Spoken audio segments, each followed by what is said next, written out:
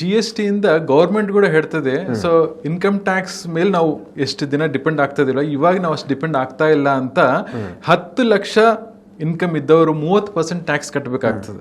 ಇದು ಅದನ್ನ slab increase ಮಾಡಿಬಿಟ್ಟು 24 ಲಕ್ಷಕ್ಕೆ ಮಾಡಿದ್ದಾರೆ. 24 ಲಕ್ಷಕ್ಕೆ ಜಾಸ್ತಿ ಇದ್ರೆ ಮಾತ್ರ 30% ಟ್ಯಾಕ್ಸ್, ಅದಕ್ಕಿಂತ ಕೆಳಗಿದ್ದಿಲ್ಲ.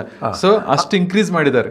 ಅಂದ್ರೆ ಟ್ಯಾಕ್ಸ್ ಹೊರೆ ಕೂಡ ಸ್ವಲ್ಪ ಕಡಿಮೆ ಆಗುತ್ತೆ ಅಂತ ತಾವು ಹೇಳ್ತಾ ಇದ್ದಾರೆ. ಹೌದು, 12 ಲಕ್ಷವರೆಗೆ ಯಾರನ್ನ ಟ್ಯಾಕ್ಸ್ ಇನ್ಕಮ್ ದುಡಿತಾ ಇದ್ರೆ 0 ಟ್ಯಾಕ್ಸ್. ಓಕೆ.